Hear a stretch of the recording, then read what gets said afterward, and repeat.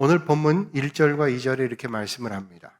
그때 분봉왕 헤롯이 예수의 소문을 듣고 그 신하들에게 이르되 이는 세례 요한이라 그가 죽은 자 가운데서 살아났으니 그러므로 이런 능력이 그 속에서 역사하는도다. 오늘 헤롯이 가장 전형적인 범죄자의 모습으로 드러나죠. 자기가 죽였던 세례 요한이 살아났다는 거예요. 뭘 듣고요? 예수님에 대한 소문을 듣고 그 예수가 바로 자기가 죽였던 세례 요한이 살아난 것이라고 믿었습니다. 두려웠습니다. 왜 그런 생각이 들었을까요? 아마도 헤롯이 세례 요한을 죽이고 난 다음에 혹시 무슨 일이 일어나지 않을까 하는 불안한 마음이 떠나질 않았습니다. 사실 요한을 죽인다는 일은 꺼림칙한 일이었습니다. 당시 유대인들은 요한을 선지자로 알았습니다. 유대인들에게 선지자는 존경받는 사람입니다. 하나님의 말씀을 전달하는 계시의 선포자이기도 하고 하나님의 능력을 빌어서 이적을 베풀기도 했기 때문에 많은 사람들이 존경하고 존중했던 사람이 선지자였습니다. 백성들은 세례 요한을 선지자로 믿었고 그런 모습들이 보였습니다. 성경이 말씀하는 대로는 아주 전형적인 선지자의 모습으로 살았죠. 광야에 살면서 낙타 털옷을 입고 메뚜기와 야생 꿀을 먹었습니다. 그렇기 때문에 선지자일 줄 모르는 세례 요한을 죽였다는 두려움이 헤롯에게는 사로잡혀 있었습니다. 그런 차에 예수님께서 이적을 행하신다는 소문이 들려오니까 요한은 두려움과 혼란이 그의 마음속에 일어났어요. 혹시 내가 죽였던 세례 요한이 예수라는 모습으로 온 거 아닌가라는 두려움이 있었어요. 만약 그렇다면 얼마나 두려운 일일까요?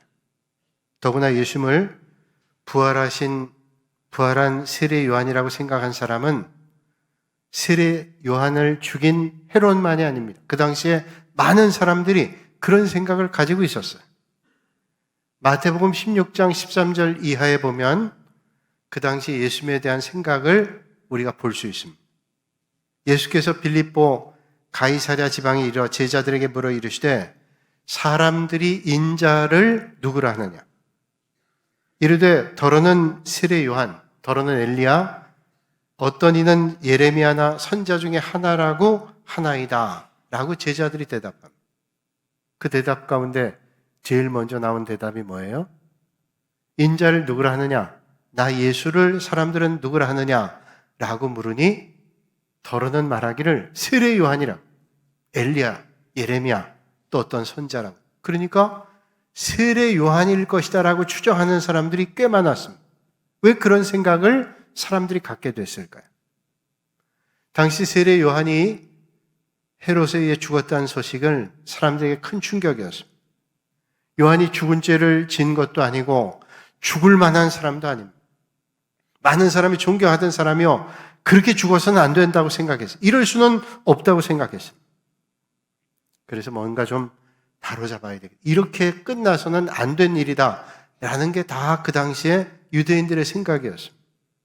그런 차에 예수님과 나이도 비슷하고 말씀 전하는데 권세도 있고 이적이 일어나고 그런 예수님의 소문을 들을 때 많은 사람들은 틀림없이 세례 요한이라는 선자가 다시 태어난 것이다, 살아난 것이다 라는 생각을 갖게 됐다는 거죠. 또 그렇게 믿고 싶었을 것입니다. 그렇다면 세례 요한이라는 사람은 어떤 사람일까? 세례 요한의 사명은 메시아가 이 땅에 오시는 길을 평탄하게 할 사명을 가지고 있었습니다. 만왕의 왕이신 예수님께서 메시아로 이 땅에 오실 때 거친 길, 또 굽어진 길 가시지 않도록 미리 와서 그 길을 준비하는 사람이 세례 요한이에요. 그게 사명이었습니다. 그는 그 길을 다 하고 그의 사명은 다 완결된 것이죠. 그가 해야 될 임무를 충실하게 한 것입니다. 옛날 군주시대 때 왕들이 행차하면 나팔수가 나팔 부릅니다. 크게 나팔 부르죠. 임금님이 행차한다는 얘기죠. 나팔수가 나팔 부르면 임금님이 옵니다. 임금님이 오면 나팔수의 나팔은 멈추기 마련입니다. 왜냐하면 나팔수가 나팔 부르는 것은 임금님이 오시는 겁니다 라고 알리는 것이고 환영하는 것이죠. 이제 임금님이 다다르면 나팔수는 나팔을 멈춰야 됩니다. 임금님이 오셨는데 계속 나팔수가 나팔을 부르면 주의를 집중하기커녕 임금님의 말을 제대로 들을 수 없게 되죠. 요한은 그러니까 누구보다 자기의 사명 잘 감당했습니다. 예수님께서 말씀 전파하시고 세례를 베푸시니까 많은 사람들이 모였습니다. 그전엔 세례 요한이 세례를 베풀 때 많은 사람들이 모이고 메시아의 길을 말씀할 때 많은 사람들이 들었어요. 전에는 사람들이 세례 요한에 몰려들었는데 이제는 예수님께 사람들이 몰려갑니다. 아마 세례 요한의 제자들은 그게 불편했던 것 같아요. 그리고 불평이 있었던 것 같습니다. 그래서 세례 요한에게 아마 물었던 것 같습니다. 요한의 제자들이 섭섭해하는데 불평을 했더니 요한이 이렇게 대답을 합니다. 제자들에게. 신부를 취하는 자는 신랑이나 서서 신랑의 음성을 듣는 친구가 크게 기뻐하나니 나는 이러한 기쁨이 충만하여노라. 그는 흥하여야 하겠고 나는 쇠하여야 하리라. 요한이 얘기합니다. 불평하는 제자들에게 결혼할 때 신부를 취하는 건 신랑이지만 거기 온 하객들이 다 기뻐하지 않느냐? 당연히 기뻐해야지. 나는 그 주님이 오시는 것을 준비했던 사람으로 그가 흥해야 될 것이고 나는 이제 쇠해야 된다. 난 이제는 여기에서 은퇴해야 된다. 내리막길로 나는 사라져야 된다. 이런 말 하는 거죠. 요한은 정말로 훌륭한 사명의 사람이었어요. 사람이 자기의 사명을 안다는 거, 자기 해야 될 일을 알고 사라져야 될 때 사라질 줄 안다는 게 얼마나 중요한 일인지 몰라요. 언젠가 스포츠 방송의 진행자가 프로야구 감독에게 이렇게 물었습니다. 어떤 선수가 가장 좋은 선수입니까? 그러자 지체하지 않고 프로야구 감독이 이렇게 대답하죠. 번트 사인에 번트를 잘하고 주자를 살리고 자신은 죽는 선수가 좋은 선수입니다. 번트를 대는 거예요. 번트를 대고 살면 좋겠지만 첫 번째 중요한 게 뭐냐면 번트를 대고 자기는 죽고 출루했던 주자를 더 출루할 수 있게 하는 거예요. 이게 좋은 선수예요. 그러면서 덧붙여 말하기를 반대로 자기가 끝까지 살겠다고 출루했던 주자를 죽이면 나쁜 선수. 자기의 목적은 출루한 주자들을 더 진행할 수 있게 하는 거예요. 자기 살겠다고 나가 있는 사람을 죽게 하면 안 좋은 선수라. 요한이 감옥에 갇혀 있을 때 제자들을 예수님께 보내어 예수님께서 메시아인지를 물었습니다. 그러니까 감옥에 있는데 소문이 들려오죠. 예수님에 대한 소문이 들려오는데 이 사람이 진짜 메시아인가? 라는 궁금한 마음이 생겼어요. 그래서 성경 말씀하기를 요한이 옥에서 그리스도께서 하신 일을 듣고 제자들을 보내어 예수께 여짜오되 오실 그이가 당신이 오니까 우리가 다른 일을 기다려오리까? 이땐 요한이 죽기 전입니다. 예수님에 대한 소문 들려오니까 말하기를 내가 메시아를 더 기다려야 됩니까? 아니면 당신 메시아입니까? 왜 이걸 물었을까요? 자기는 내려오기 싫어서? 그렇지 않죠. 만약에 지금 예수님께서 메시아가 아니라면 무슨 일이 있어도 감옥에 있어서는 안 돼요. 감옥을 탈출해서라도 메시아가 이 땅에 오실 길을 준비해야 될 사명이 요한에게 있는 겁니다. 묻는 거예요. 요한 생각하기를 자기 감옥에서 이제 갇혀서 죽을 날이 얼마 남지 않았습니다. 언제 어떻게 될지는 몰라요. 사명을 감당해야 되는데 만약에 지금 계신 분이 메시아라 그러면 난 기꺼이 죽을 수 있습니다. 평안히 눈을 감을 수 있어요. 그런데 만약에 메시아가 아니라면 난 또 나가서 주님의 길을 어찌라도 예비해야 되겠다. 정말로 요한은 사명의 사람이었습니다.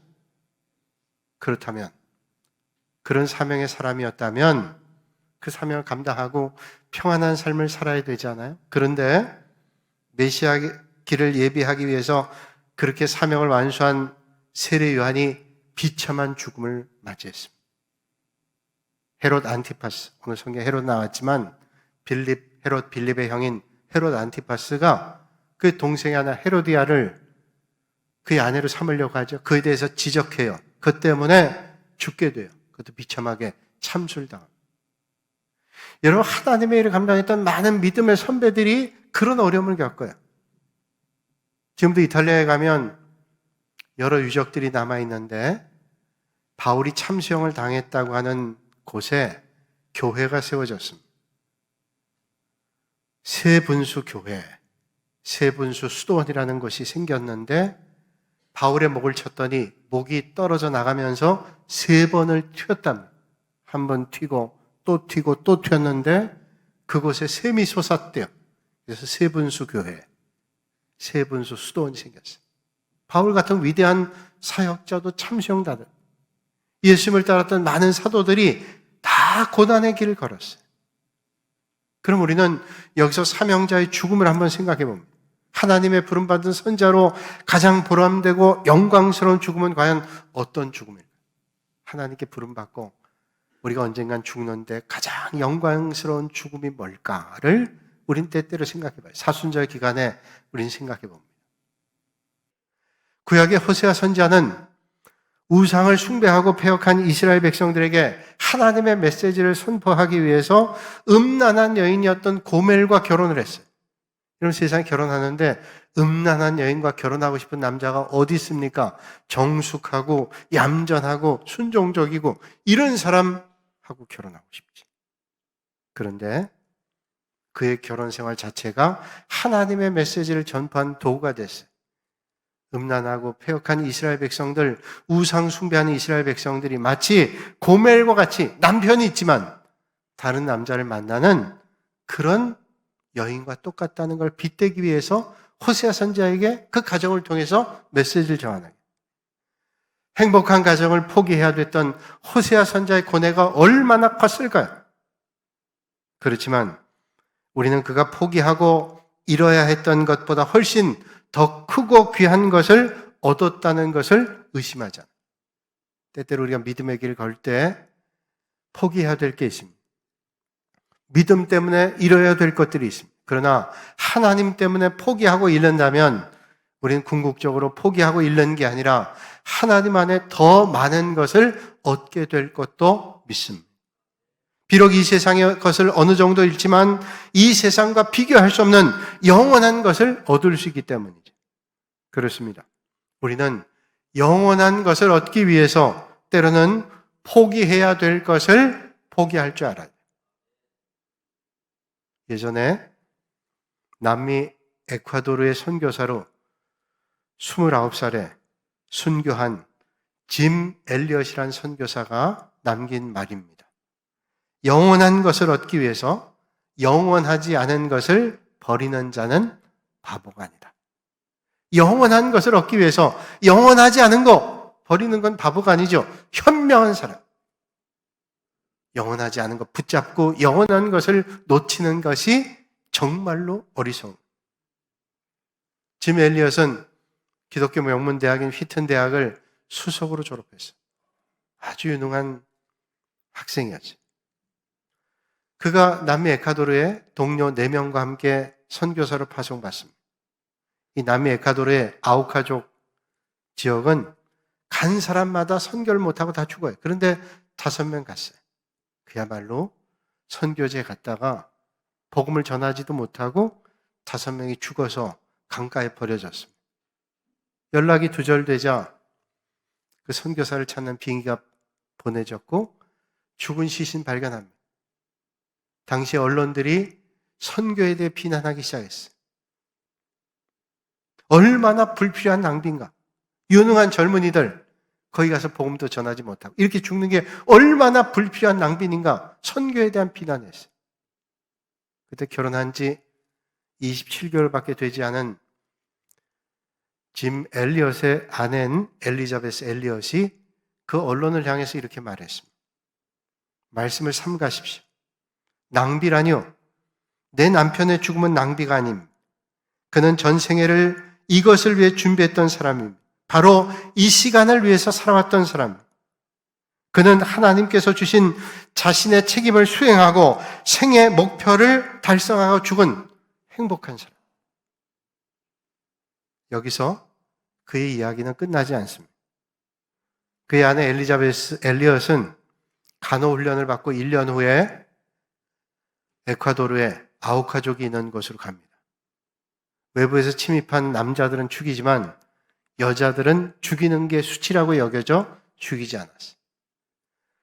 엘리자베스 엘리엇과 함께한 부녀자 몇 사람이 열심을 다해서 저들을 돕고 치료했습니다. 그리고 5년이 지난 다음 그것을 떠나게 되죠. 떠나는 엘리자베스에게 그 부족의 추장이 물었습니다. 도대체 당신은 누굽니까? 도대체 당신은 누구예요? 와서 5년 동안 우리를 돕고 그렇게 애써주고 헌신한 당신 도대체 누굽니까? 엘리자베스가 대답했습니다. 나는 당신들이 5년 전에 죽였던 그 남자의 아내입니다. 남편이 당신을 향해 가지고 있던 그 사랑을 당신들에게 전하기 위해서 제가 이곳에 왔습니다.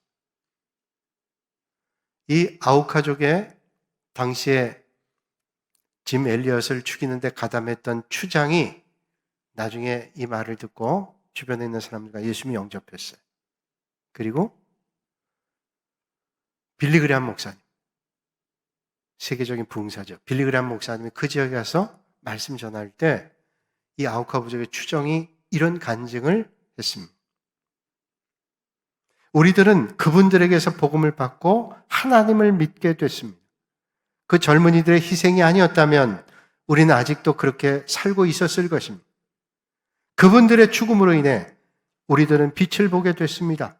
우리도 오래 살기를 원하지 않습니다. 주님처럼, 그분들처럼 살기를 원합니다.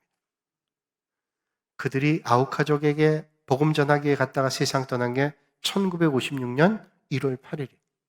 그리고 수년 뒤에 에콰도르에 수백 개의 교회가 생겼어요. 그리고 그 마을에 교회가 생겼습니다. 놀라운 것은 그 마을 교회 담임하는 목사님이 짐 엘리엇의 아들이에요. 그리고 함께 교회를 섬기는 장로님과 교인들이 짐 엘리엇을 살해했던 그들이었습니다. 짐 엘리엇과 그의 친구들의 죽음을 불필요한 낭비라고 여겼던 사람들에게 엘리자벳은 말하죠. 낭비라니요. 거룩한 낭비라고 말해요. 불필요한 낭비가 아니라 거룩한 낭비. 사랑하는 여러분, 우리 성도들은 삶으로 하나님께 영광 돌려야 될 뿐 아니라 죽음으로도 하나님께 영광 올려야 돼요.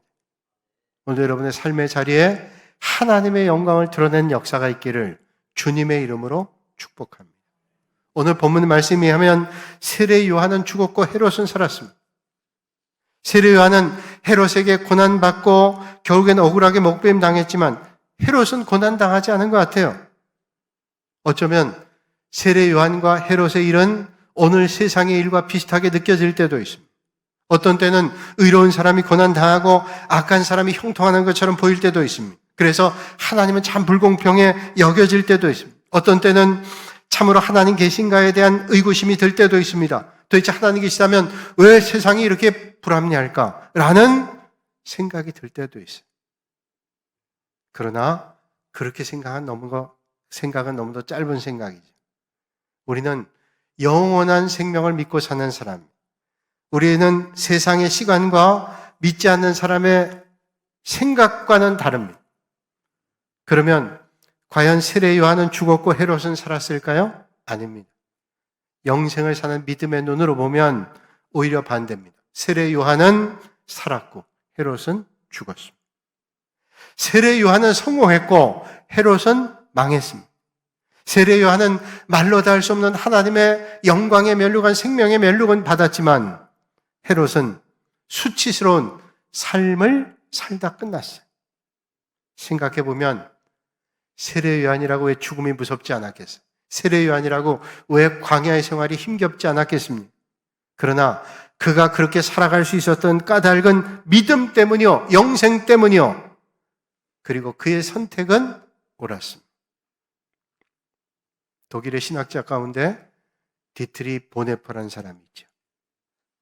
그는 유복한 독일의 가정에서 8자녀 가운데 6번째로 유복한 어린 시절 보냈습니다. 음악도 아주 잘했어요. 피아노, 바이올린 연주를 잘했습니다. 그는 독일의 괴팅엔 대학에 들어가서 베를린 대학으로 옮겨 21살에 신학박사 학위를 받고 24살에 교수 자격 시험에 합격했어요. 독일은 교수 자격 시험 중요합니다. 교수할 수 있어요. 신학적으로 천재였습니다. 그런데 당시 나치 정권에 항거해서 미친 운전사는 운전대에서 내려오게 해야 된다. 그리고 그 당시에 부패해가는 독일 교회에 저항해서 나치 정권에 저항해서 그는 히틀러 암살 작전에 가담합니다. 그랬다가 1943년에 감옥에 끌려가서 1945년 4월 9일에 사형당했습니다.